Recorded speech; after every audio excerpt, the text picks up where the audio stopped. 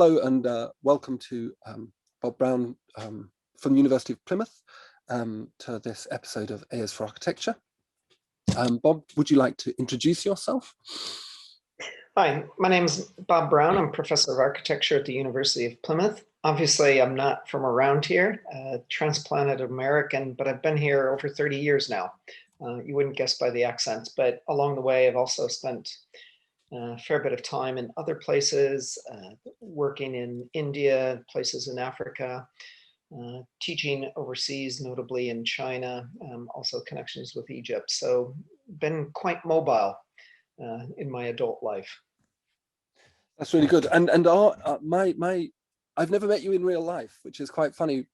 We've only met each other through this process of external examination. So obviously you're an external examiner in the master's program here at Kent, and it's through that we kind of got in contact, because I teach one of your papers in my history and theory course on vernacular architecture, which is a really great paper which you wrote with Daniel Maudlin, isn't it? Is he a colleague of yours at Plymouth? Yeah, he was in the architecture department, and sadly, about 10 years ago, we lost him to art history. He does have an art history background, but he's a real fan of architecture. But for all sorts of reasons, he kind of made a sideways move. We've missed him greatly ever since. So your background is in architectural practice. You're a registered architect both in the States and here. Mm-hmm. Yeah. And who did you work with? So you worked with Levitt Bernstein, you said. Yes, I worked there for about 11 years. And prior to coming to the UK, I'd worked in Chicago for a then very famous architect named Stanley Tigerman. Doesn't ring a lot of bells for younger people, but in his day he was quite notable. Something of the enfant terrible of Chicago architecture, the guy that the press would always go to because he'd make these rather biting comments. But he was a very good writer, very good, incredible speaker. And once in a while, he'd pull off some really fascinating pieces of architecture. But he was also an architect who worked for the rich and famous of Chicago, or mostly. And while that was interesting coming out of university, I thought, this isn't for me. So I was specifically trying to find practices that were more socially oriented, or much more engaged with social issues as I saw it. And so found myself at Levitt Bernstein and stayed there quite a while. It was only through teaching, which began one day a week and then grew and grew and grew. It got to a point where I had to make a decision where I was going, and found myself in academia. It gets us in the end. It's quite nice in academia, but in that way, Levitt Bernstein's work is.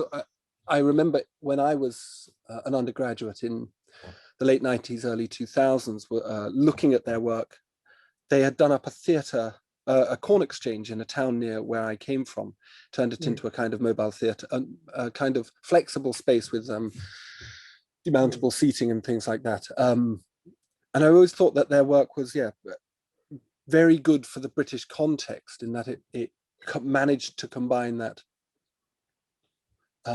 architectural complexity with the social good, which seemed to be quite absent, certainly in the late 90s. It was quite interesting work. But your work out in India and in the global South, what led you there? Well, at Levitt Bernstein, I was very much engaged in community-based work, housing estate regeneration, some health-related facilities, elderly housing, and so forth. And through that, I really got interested in community participation, and took a course offered by the Institute of Housing, became known as something of the kind of community participation guy within Levitt Bernstein. Was doing what I could to read everything about it, had written a couple of papers that got published. And then Levitt Bernstein became part of a consortium working with a number of other architects, planners, and so forth, providing training to the state of Maharashtra Housing and Area Development Authority. So a bit of a mouthful, but think Mumbai, and that's where the state of Maharashtra is. And so we were running a training program to upskill their employees, including around issues of community participation. Just to put it in perspective, the state of Maharashtra Housing and Area Development Authority, or MADA, is the world's largest landlord. Oh, right. So they have a lot of property, and they're wondering, how do we get all these people living in our housing a bit more engaged with it, and find ways to get them to take ownership and take better care of the housing. So I was sent out on secondment to work there and work with them, partly through the training program, help put some kind of things in place for the organization about how they would implement participatory practices.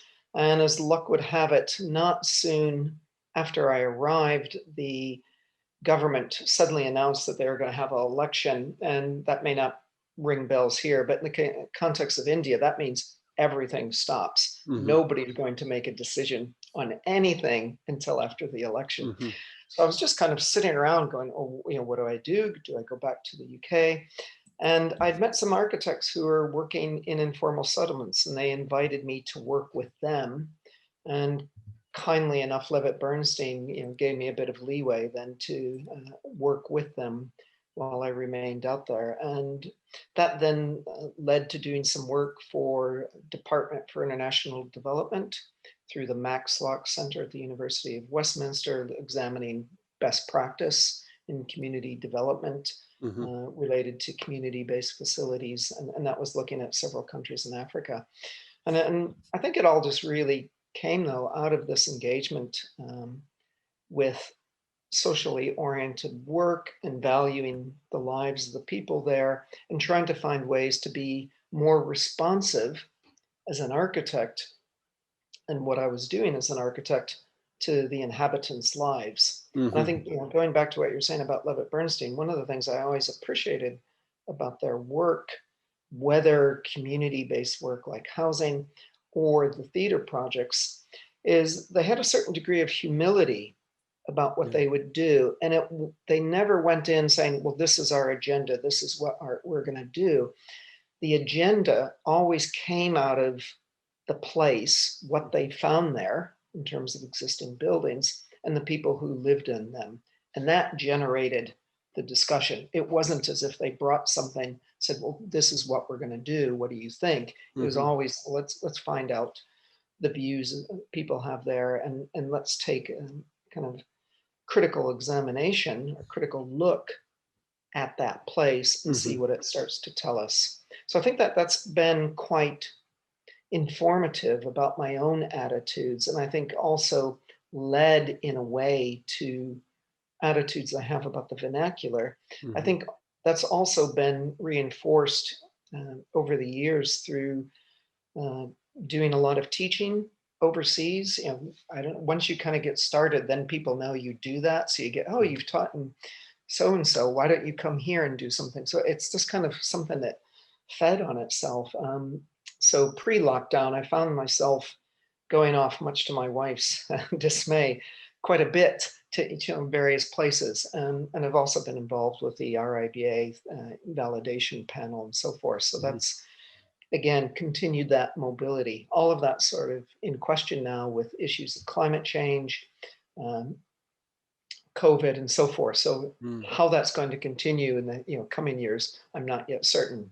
Like you said, doing a lot more of this now online. Yeah. And in some ways that makes it easier. But also something's lost about that. Oh, for certain. Yeah, for certain. So I did my doctoral studies in India, looking at, so yours was in the post-disaster context of the Maharashtra earthquake, I presume, which was one of the discussions around the work that was done in Maharashtra, was one of the sort of leaping off points for my own analysis of what was being done in Bhuj under BADA, the Bhuj Housing Area Development Authority in Gujarat state. And that was, again, I was looking specifically at a kind of multi-dimensional practice based in Bhuj, who worked with communities to do, I suppose you might call it process led or how is the best way of putting it? It's a sort of it's a sort of grassroots development process. I think they called it, it was an organization called Hunashala, they called it owner-led housing reconstruction, which led to a kind of a replication or a production of what I call a synthetic vernacular, a kind of a community. So there was very little, in a way, there was very little architecture there. There was very little of that kind of highfalutin design that we train for. Instead, it was a kind of emboldening of normative vernacular practices. And I thought India was particularly interesting because of its hybridity. I mean, it's particularly in that urbanizing thing. And you mentioned this in a couple of the papers that you sent me that I've enjoyed reading, this urbanization as this thing which kind of challenges vernacular architecture. And I wondered if you could kind of speak about how you understand or how you interpret the vernacular, because there's this kind of very pristine idea of the vernacular, which is old buildings produced by indigenous communities without seemingly any external influence, which is obviously an absurdity, but and then everything else is not vernacular. And I find that a problematic idea. And so I just wondered if you could kind of speak about that a little bit. I think for me, I'm slightly reluctant to try and define the word vernacular, not to kind of undermine what's going on here, but rather I'm against, I think, is a Western and academic tendency to categorize things. And various writers have written on that, that the way that we like to kind of put things into nice, neat little boxes. This is one of those. As an example, people saying to me, "Oh, you're so typically American." I'm like, which part of me is typically American? The fact that I've lived in the UK for 30 years and worked in India and Africa? Okay, that's not it. The fact that I have a Japanese wife? Okay, that's not it. The fact that my kids were born in the UK? All right, that's not it. The fact that I don't drink coffee like most Americans. Which part of it, me, is so typically American? And what America are they talking about as well? Exactly. And I think it reflects certainly a Western tendency to want to try and find something, oh, this fits into my preconception. Now I'm happy. Now I know who you are. It's actually, you don't. And I think this is the danger of any word that we might use, modern, vernacular, high tech, whatever it may be. In doing that, there's a bit of a danger of oversimplifying things or reducing things. And it doesn't give value to the complexity that I think that you are pointing at. When we start to unpick, closely look at things, we realize that the situation is much more fluid. And I'm sure you saw examples of this in informal settlements that you were encountering. I saw it in India, Africa, see it in the UK. The way that people are not so pretentious about what they do, and they find things that are value to them. I remember in South Africa, one woman from the Ndebele tribe saying, we see what we want, we make it our own. And she had this huge BMW symbol painted on her house. Why? She didn't drive a BMW. She didn't drive a car, but she just liked the color and the character of the symbol. And we could see that as kind of twee. What does it have to do with her life?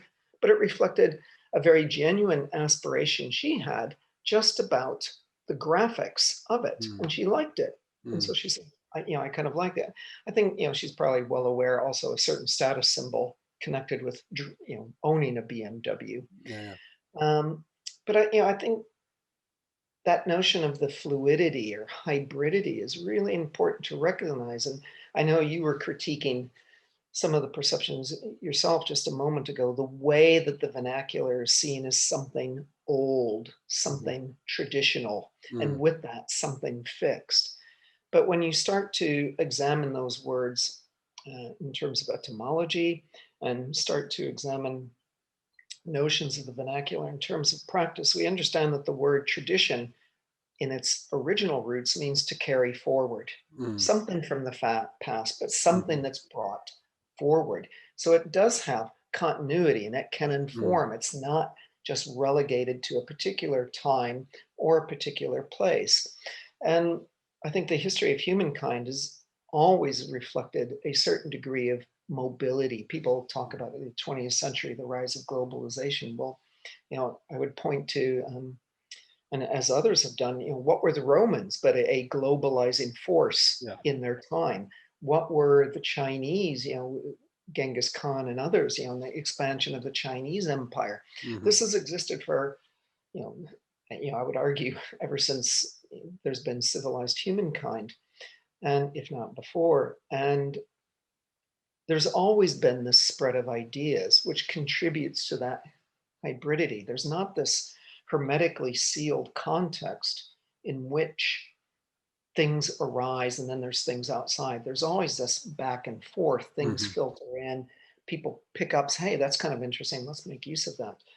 And I think what I understand from brief discussions with you, both in person, online, certainly what I value is recognizing that hybridity and seeing it as something that enriches architecture, enriches place, enriches people's lives. So I think going back to your original question about defining the vernacular, I think I would distinguish it, if I had to,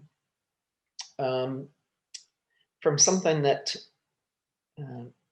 has to be seen as delivered by a certain type of practitioner. And I think it's something like 90% of the buildings in the UK are built without architects anyway. So most of what we see is, kind of non-architecturally designed, part of vernacular.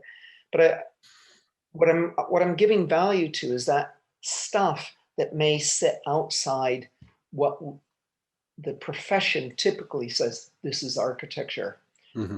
Whereas I would argue we need to see all of that as architecture there, and I see that divide that's often made there, that line drawn between those two things, as something that's a lot more permeable or diffuse, ambiguous, not so clear, and we see things moving back and forth.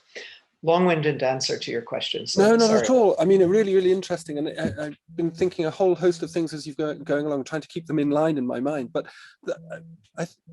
part of me thinks that the sorry, I'm getting notifications now as well.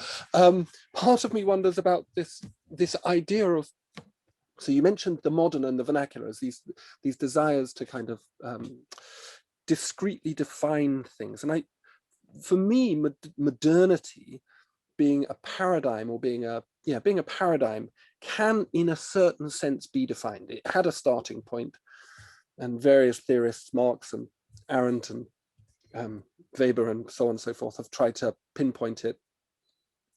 Whereas the vernacular seems to me to be I suppose, a cognitive mode or a cognitive field. So that I do wonder whether the desire to define the vernacular as a discrete thing is part of what certain theorists have seen as being a characteristic of modern thinking. This desire to draw a line around something. And it's been very useful. I mean, it's at the heart of the scientific method, isn't it? This differentiation, enabling description, and therefore enabling comprehension, and in terms of, say, for example, diseases, treatment. But we do that with other cultures as well. And that's kind of what I feel about the vernacular tradition, is that we want to draw a line around it to say this is in and this is not in, which is this peculiar tendency, as you say, and it quite clearly didn't exist previously. It is quite clearly something that, when you look, as you say, at the Indian context, there is an authentic and inherent synthesis evident in the way that culture doesn't so much, it's not a conscious appropriation. It's just a kind of natural is the word. It's just a kind of, it's just what is done. Like people, as you say, put a BMW sign. I saw this wonderful example in the informal settlement I was living in during the period of my field work, where they'd built them these rather lovely rammed earth houses. And someone had decided that they wanted to cover theirs in flattened oil drums, you know, like cooking oil drums, which they had shingled the entirety of the house. They had subsequently rusted, and the building looked nothing short of atrocious amongst all of this lovely rebuilding stuff. But it clearly did. It clearly did do something, and I wondered whether what we're dealing with here, and particularly in, say, for example, reconstruction and redevelopment work in the global south, is a difference between architects, the profession of architecture, focusing on needs, and the vernacular focusing on values or deriving from values. So we have this kind of Abraham Maslow kind of hierarchy of needs, where when we go into, say, for example, reconstruction situations, we produce shelter because they need shelter. And so we kind of rank the functions of architecture in this Maslowian method. And when people build their own houses, they do things in very strange orders. For example, they might preference play, or they might preference domestic intimacy far and above what we would understand as being the right way of doing things. There's a lot in that, and I'm going to potentially take us off into a slightly different ground, and ground that I'm sure, because it's happened in the past, will rankle with some. And you talk about dating, you know, here's the rise of a kind of particular way of thinking, modernity, and as you say, the kind of drawing a line around things. This is what's included in architecture, and then there's this other stuff outside it. And I would suggest that that dates back, certainly in the UK, to the formation of the profession. And we can see evidence of this with people like Vitruvius, but I think in reading Vitruvius, I also see what his motivations were. And it's about, whether it's Vitruvius, whether it's about the architectural profession in the UK, the States, wherever, it's about distinguishing what you're doing from what others are doing. And very intentional act of architects in the UK in forming the profession was saying, we need to distinguish ourselves from mere builders. And we are the gatekeepers into the profession, and we are the ones who design. That's what distinguishes architecture from mere building, that there's this very intentional design aspiration that underpins it. And that we then, as a profession, determine what constitutes design, what the values are that you mentioned. And writer Amos Rappaport, a theorist, Amos Rappaport has written on this, as have a number of others, but for me, Amos kind of was one of the first highlighting this. The values that the profession has had have really emphasized perceptual qualities and conceptual meaning. So I can look at a piece of architecture and I can understand the intentions of what the architect was trying to do, and that is somehow embodied in the physical form. And there's value to that. I'm not denying that. But what Rappaport was also saying is the way that most people outside of architecture think of architecture is in terms of associational meaning or values. That is, I look at something and I think about what it's like to live there. And what does that place do in terms of enabling or contributing to my livelihoods? And an example I often use was with a friend many, many years ago, driving through London, passed by this building, and I was just thinking, oh my Lord, that is an ugly, ugly building. And I said to my friend, look at that building. What do you think of that? And she said, oh, I'd like to live there. And I was thinking, oh, you know, and she was not an architect. Oh, what's going on? And I know what was in her head. She was looking at the south-facing balcony and was imagining herself with a gin and tonic, Yeah. sitting out on the balcony, looking at the setting sun. And for me, that reflects this idea of, you know, it's a way of life that she was thinking about. Whereas I confess, I was looking at it purely aesthetically. Yeah. Bricks were just thrown together, you know, these horrible patterns. I wouldn't even say patterns, conflicting colors, you know, no thought about where joints were occurring, you know, no setting out of the brickwork in a way where they're working with the dimensions. They're, you know, obviously just chopped bricks here and there to make things fit. Mhm. You know, aesthetically, to me, it was atrocious, but to her, she thought about how she was inhabiting it. And I think that's part of where the line's drawn. Architects as a profession, collectively, architectural media have kind of said, well, this is what we are including here, and it has to fit this set of aesthetic values. Mm-hmm. And it's about a certain encultured set of values that the profession expects. Things that sit outside of it also have aesthetic value, but they're not ours. And I think that was reflected many years ago when I was teaching at another institution and was doing a class with second years. And I was getting them to examine the nature of the profession, the values that we had, and ask them to identify a favorite place.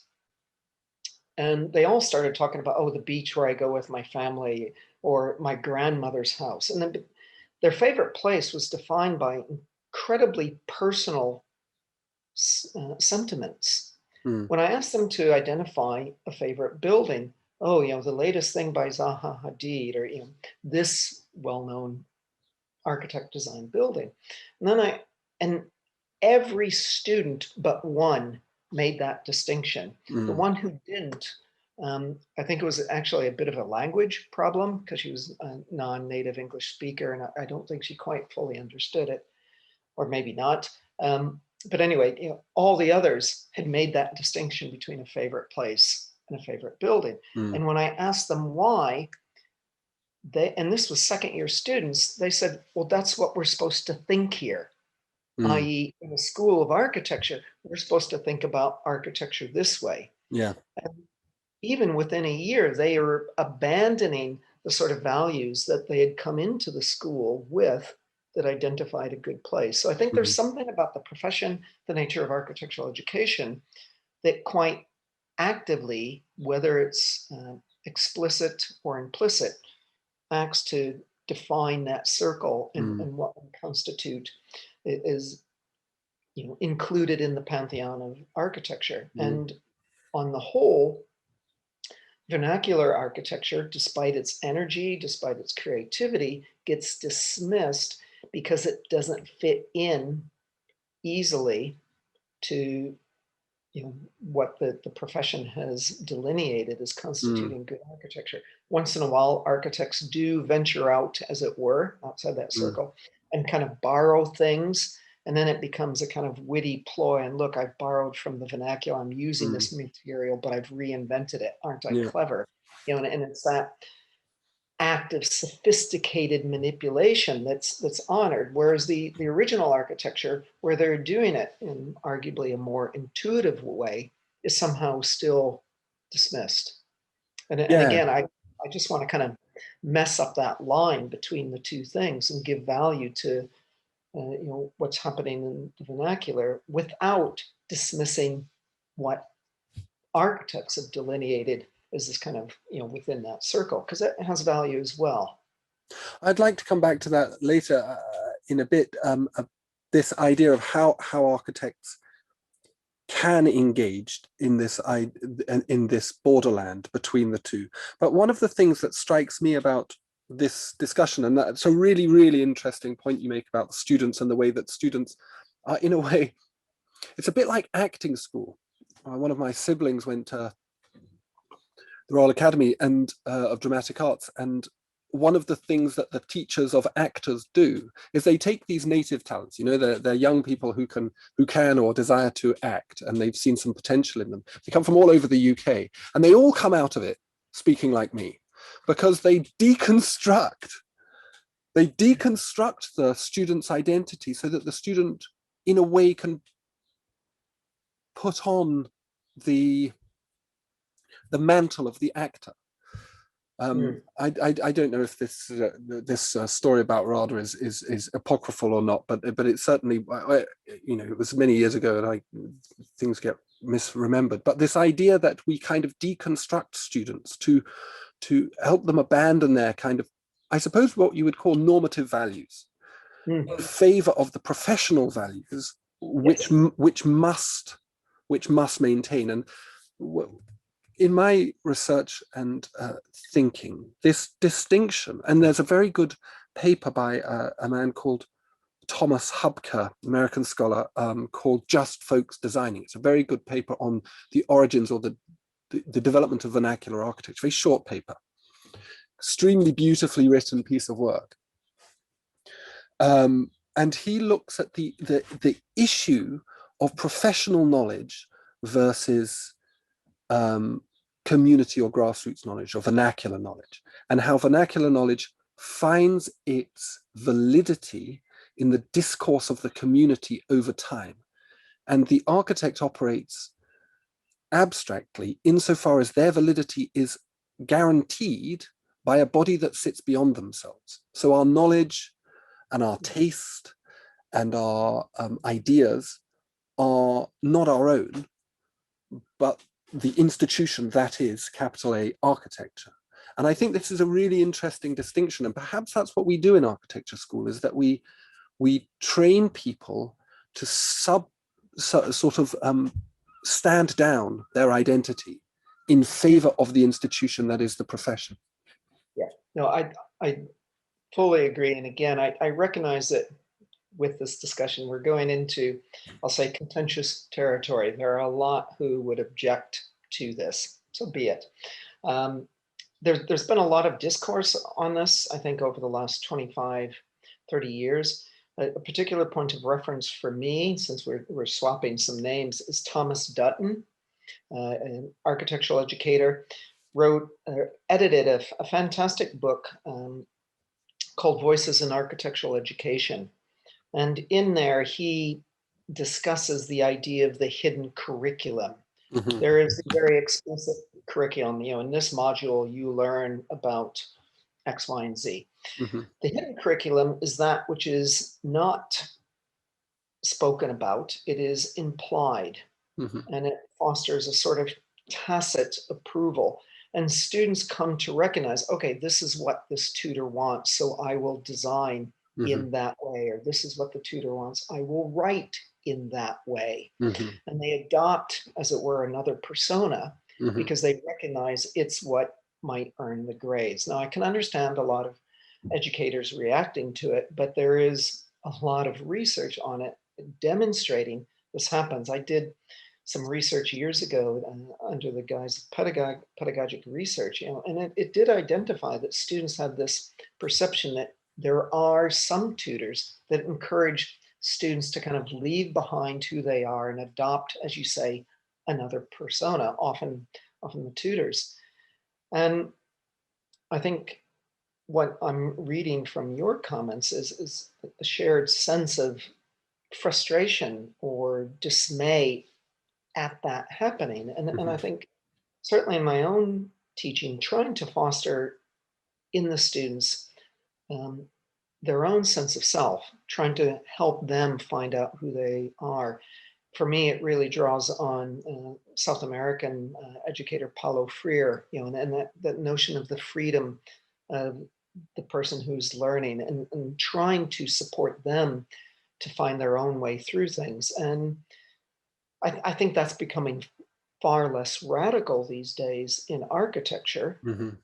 When I was a student, it would have been unheard of, talking about Freire, and opening things up to the student. But I think things have improved, but there's still, I think, a bit of that legacy. Well, I think there must be, and I think in part this very recent.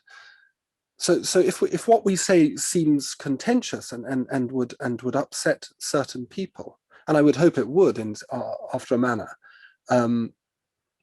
when you get things like movements towards decolonizing curriculums, or a genuine sense of grievance that certain groups are not recognized within professional the discipline, then perhaps it's time to set aside people's feelings about whether we're saying contentious things, because if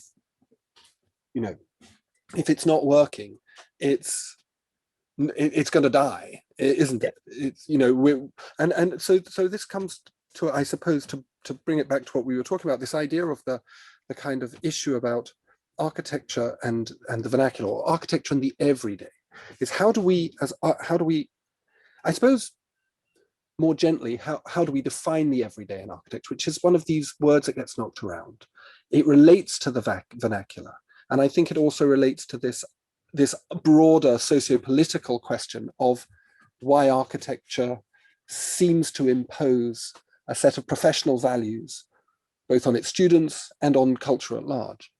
Pick up on that in a couple of ways. One, by just making a slight reference to what I was saying before, and people like Amos Rappaport, or more contemporary writer Kim Dovey, again, talking about that emphasis on perceptual qualities. That Dovey refers to it as kind of geometric nature of architecture on the form.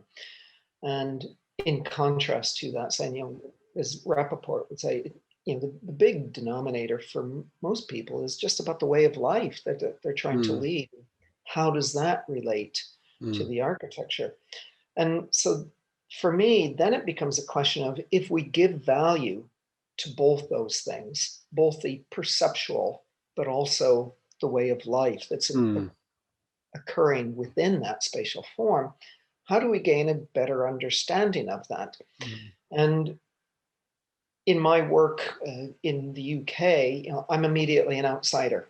I'm not from the UK. What do I know about people here? And what do I know about living on a housing estate? Okay, within the context of doing some project work, I did spend some time living on a housing estate, which was different for me. I don't come from a kind of rich background in any sort of way, but I hadn't encountered that growing up in small town American Midwest. So that was a kind of big revelation for me.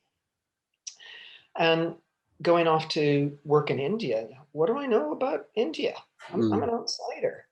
How do I engage with these people? And so I think throughout my professional life, whether as a practicing architect or as an educator, I've always felt like I'm the outsider. That is, I'm the other. It's not as if I'm the one that's on the inside and there's somebody on the outside. No, I'm the intruder here. And I think doing the work at Levitt Bernstein, community engagement, there was a certain point where the penny dropped. It's like, I'm intruding here. I've got to be very wary about what I do, what I say. I can't impose. I need to find a way of embracing them and trying to understand who they are. I never fully can. I still am who I am. I carry with me all the baggage of my learning, past experiences. But what I can do is open up in my attitude towards the other. And I could delve into that a bit more, but maybe we'll leave that for the moment. But inherent in that then is, well, how do I gain an understanding? Yes, I can do it through dialogue, but talking to people isn't always easy, because we, as architects, we have our own kind of subcultural language that makes it hard. We might refer to organic architecture, and everybody in architecture would know what we mean, but for many people, organic refers to things that are non-genetically modified. It's like, what does that have to do with architecture? So there's just words that we throw out all the time. Others may not necessarily recognize those. And for me, one of the key ways that I've gained understanding is through engagement with ritual, whether as an observer or as a participant observer, and I'm engaging in that ritual with them. And by ritual, I'm referring both to those things that we are demarcated as a distinct act, like a religious ritual, a wedding, but Mhm. also ritualized behavior in terms of everyday behavior that people carry out, but through their actions, through the way that they consciously or unconsciously engage with it, they are distinguishing it as a something particular. Mm. And inherent in that ritual is a way that people think about and value the world, or the way that they would like it to be. Mm. And by enacting this ritual, it helps them distinguish, this is a particular thing, and I'm setting up my way of acting and or thinking about things in a particular way. And an example I've written about, tradition in Japan people have of removing their shoes before they enter a house. Mhm. And it's quite ritualistic in terms of a set of behaviors and even a language that goes with it. And as you remove your shoes, you are literally leaving the dirt from the outside world behind. Mhm. But there's also a sense of I'm leaving everything that's out there, including bad experiences, behind. Mhm. And the language that greets somebody who's entering is, welcome back, glad you're safe, and when one departs, be safe on your travels. So there's a Mhm. kind of demarcation of inside and outside. Inside is being safe, outside being a place of potential threats, dirt as an example. And this ritual is a way of marking that I've left that behind and I'm now entering Mhm. this home.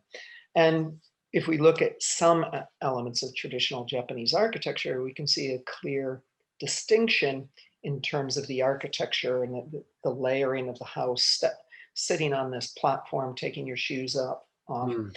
turning around, stepping up onto the kind of main platform of the house. So there's and I've simplified that, but there's a clear distinction made in the architecture.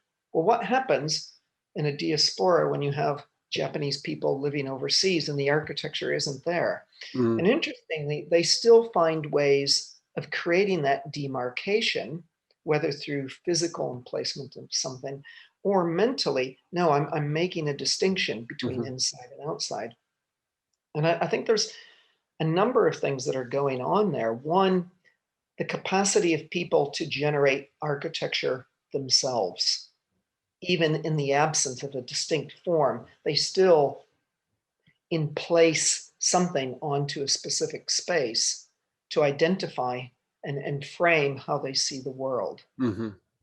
Also, I think that the mobility of thinking, it's not tied to one place or time, but again, that concept, the way of thinking about the world can move to another place and adapt to particular conditions they Mhm. find there. So for me, going back to notions of the vernacular and the kind of architecture within the circle, there's this tendency to think of that architecture within the circle as somehow fixed. And Mm. again, it's kind of hermetically sealed. But when you look at everyday practice, you find people are quite adaptive and they find ways to make it work for them. So my Mm. argument is, well, as architects, do we just leave it to people to do that? Or can we be more open to the possibility that they may act in that way? And can we be open to an architecture that either allows itself to be manipulated or starts to anticipate the Mm. move people might make? So I'm moving outside of that sanctified realm of my own values of Mm. designing. Not that I think my own values are that sanctified, but the architectural profession's sanctified values, and say, okay, I'm going to embrace the possibility that these people, some of whom I don't even know, are going to bring something to this situation that is their own. And if I value the idea that part of architecture comes from how it supports people in their lives, then I've got to change how I think about it. Mhm. And so it's about embracing that everyday sort of experience. And just one point I want to add here, because I recognize I'm kind of talking on. Um, there's a famous Scottish botanist, lived about 1750, not related to me, but same name, named Brown, who was trying to identify how things like dust particles or bubbles in beer move. Mhm. they seem to be rather random, but he was trying to understand the nature of that movement. And it's something that's known as Brownian motion. And it is a way of identifying, trying to make sense of the nature of movement of these things. And I think the same thing happens when people go into a building. As architects, and I certainly have heard any number of architecture students talk about, well, people will approach my building in this way, and then they'll go up these steps, and then they'll go through this door, and then they come here, and they see this staircase, and they move up this, etc. It's this clearly delineated route. You know, and the reality is somebody goes, and then they're standing outside the door on their mobile phone talking to somebody. And then they go inside and meet the person. Hey, let's go have a coffee. They forget about the stair. They go over here to the cafe on the side. Yeah, they're going all over the place. So that very clearly prescribed route isn't followed. Rather, the everyday is just full of random acts, last second decisions that take people in different directions. And while those grand ceremonial routes, a la Le Corbusier's promenade, can be special, not denying that, I also think that those kind of random things can also be quite special in the role that they play in people's lives. So good architecture can sort of enable or facilitate that everyday ritual, because as you say, that behavior seems to be inherently ritualistic. Like we construct rituals out of almost everything we do. Like people on their walk to work always stop and get a Starbucks because they like Starbucks, but really it becomes part of how they get to work. It's actually part of that process, and we do it in all things. And in fact, my wife and I consciously try and maintain certain rituals in our life, because it's just, when you've got children, young children, your life is chaos anyway, so you need these kind of stable points. And I think that's one of the things that they do. But I used to teach up in Glasgow at the School of Art, and research and teach up there, and that building, Rennie Mackintosh's building of happy memory, I always thought was so clever in that it enabled very, very consciously, an architect enabled people to do what people do amidst the incredibly high-end design that he was also doing. And I thought the outcome of that, to me, was that it totally dignified everyday behavior. It was incredibly gracious in the way that it performed. So a student doing some kind of watercolor in the early 20th century and a student doing some kind of, I don't know, polystyrene-based installation in the early 21st century were both dignified in their humanity. And I thought that, and I've seen other buildings that have managed to do it not quite so well. That building was really quite extraordinary in its performance, but I do wonder whether that is what we should. So to come to this point about how architecture engages, you mentioned in one of your papers, you had this, and I think you were talking more specifically about university education or higher education. You said the criticality of dialogic space in the context of civic engaged learning. And I wondered whether this idea of a dialogic space was perhaps at the heart of what vernacular architecture is, insofar as it derives from an oral culture, or it is a non written down in the sense of books and pro formas and kind of building regulations and things like that. Whether vernacular architecture could be seen as dialogic, and good architecture, good capital A architecture, can also be seen as enabling civic engaged learning through dialogue. Civic engaged learning being everything that makes us sociable beings. There's a lot in that. Sorry, I keep doing it, but I've read your stuff, and it kind of. No, it's fantastic, because it's making me think in a number of ways. Several things I'll try and respond to. One is about your comments on Mackintosh and School of Art building. Also, this idea of the dialogic, and how that relates to the vernacular. There was a third point in there, but escapes me at the moment, but we'll get back to that.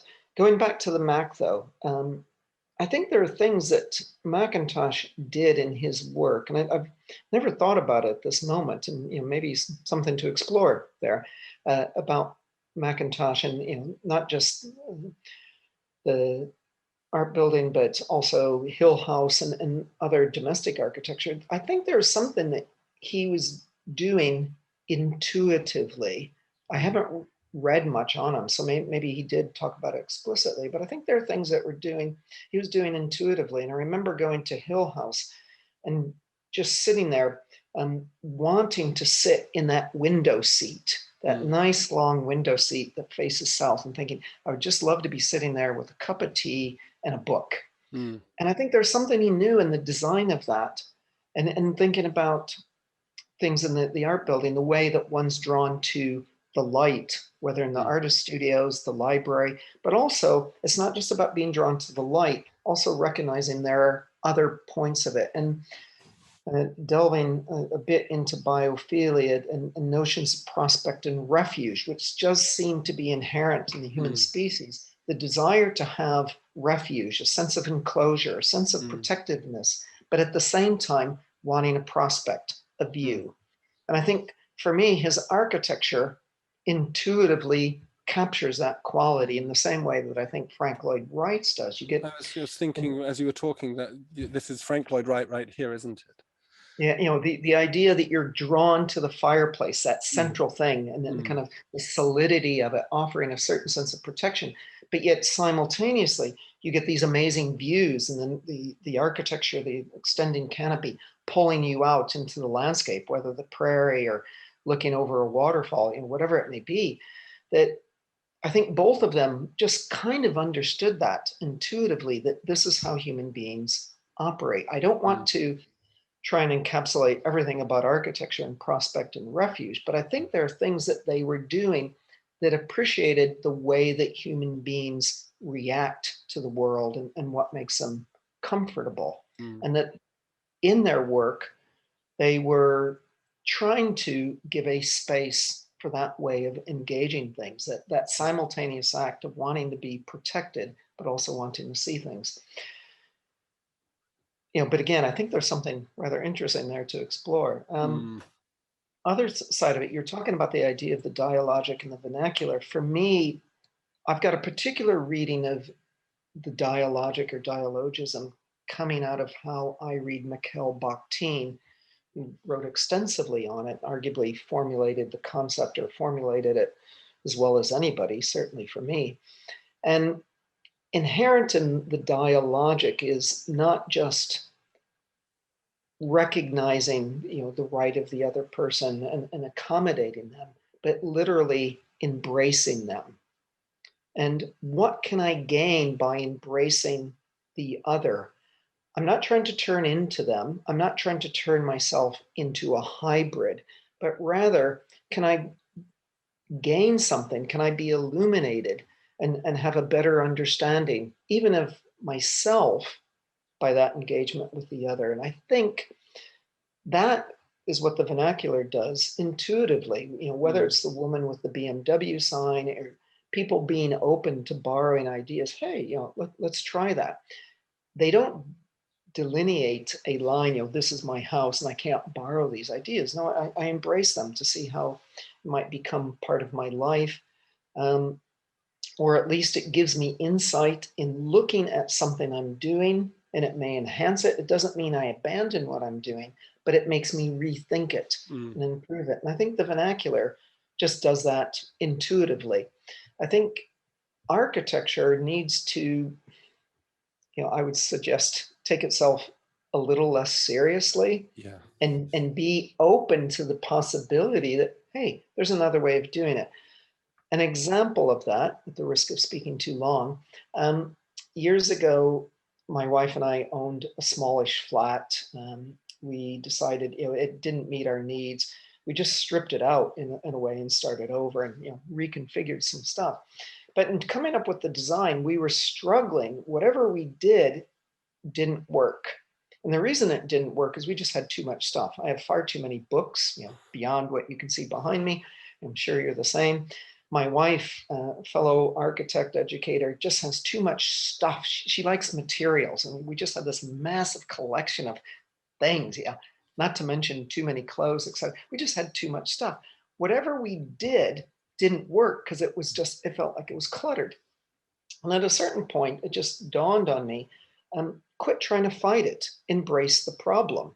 And the problem is the solution. Yeah. And when we suddenly changed the design of the flat to being about showcasing what we had, it all fell into place. Yeah.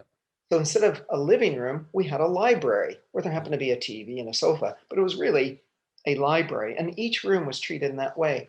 And maybe the most fun bit was the entry, where we played with things, and we took what would have been a boring cupboard as you came right into the flat, and we put some IKEA sliding bedroom polycarbonate see-through doors on that. And then we took the light out of the ceiling and we put these lights inside the cupboard. So when somebody like we came in the house and you flipped on the light switch, what lit up was not some boring old light on the ceiling. The whole cupboard lit up. And then you could see all our stuff inside. And everybody always really liked it. We liked it. And it was just kind of saying, let's flip this around. Yeah. Now, am I an IKEA fan? Well, some of their stuff's okay, but we just, hey, let's take this thing. It will work. And it was just trying to find different ways of thinking about things. And for us, it was a fun solution. And again, others liked it. You might call it a values-based solution. Yeah. And looking so at what you value on. Sorry. I was just going to say, I'll finish off by saying it's about that embracing of the other. We took something that could be seen as kind of kitsch, the IKEA sliding bedroom door, and it kind of became something a bit more. And we treated it with a certain amount of respect. It became part of the showcase. The light came from behind it, which in a way not just lit up things within the cupboard, but also the cupboard doors themselves.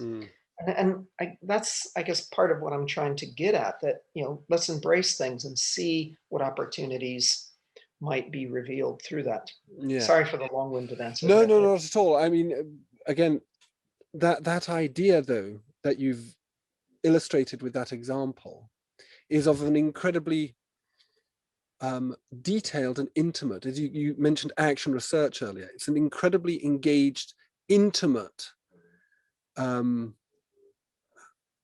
study of what you as human beings with values and desires want, and that so going back to this idea of, say, for example, modernism in architecture, which has this tendency towards, well, literally reducing people to avatars, like Le Corbusier's Le Modular is like a 6-foot man, isn't he? He's based on James Bond, apparently, where it's an incredibly unintimate engagement with people that leads to a kind of universalizing principle. So to go all the way back to Levitt Bernstein and that corn exchange that I used to go and watch punk bands in, which wasn't a very good environment for punk because it was full of seats and there was very little throwing yourself around space, but it was very much based around actually a close study of how people would behave in that space, or needed to behave, or would like to behave. So it was, again, as you've described in your flat, or your old flat, it's how architecture does that, and how we could even educate people. So onto this kind of final point, and I guess we shouldn't spend too long on it, but this idea of, and you've talked about it and touched on it a number of times, how do we actually go to the edges and operate in a way that isn't pastiche, which is, I think, what you were talking about when you're talking about how we borrow bits of the vernacular and then build. You see it a lot in Kent, people adopting the Osthaus model or the kind of neo-vernacular, but they're building houses for multimillionaires. And it's like you're taking an industrial environment for industrial peasants and then turning it into millionaires' houses. I mean, surely there's some kind of mental conflict going on here. So how do we do it in a way that isn't pastiche, isn't to do with cultural appropriation, isn't to do with the imposition of our authority? And does it just come down to this kind of actually looking people in the eye, talking to them, understanding them, engagement with them? I think you're absolutely right. It does. And it's trying to gain that deeper appreciation. What's her name? Mariam Havatum, Hvattum. So I apologize to her because I'm probably mispronouncing her name. Wrote a rather interesting text in a collection of essays that was part of the Primitive Conference. And she made reference to the idea that acts follow urges. There's these things that appear, physical artifacts, but actually it's about understanding the urges underneath them. And if you really want to get to the heart of the matter, you've got to move beyond the act, merely looking at, say, the Osthaus and understanding what was behind it. Why did that arise in the first place? Example of that, I remember years ago, took students to work in the Basque region, and fiercely proud people of who they are, and a sense of independence that they aspire to, and see themselves as having a very distinct culture apart from Spanish culture. And so with the students, we're trying to delve into that, what defines the Basque? And it's very easy to look at some of the examples of the architecture and say, okay, that's the Basque, and then obviously ignore the Guggenheim by Gehry, which the people in the Basque region say has nothing to do with them in terms of who they are culturally.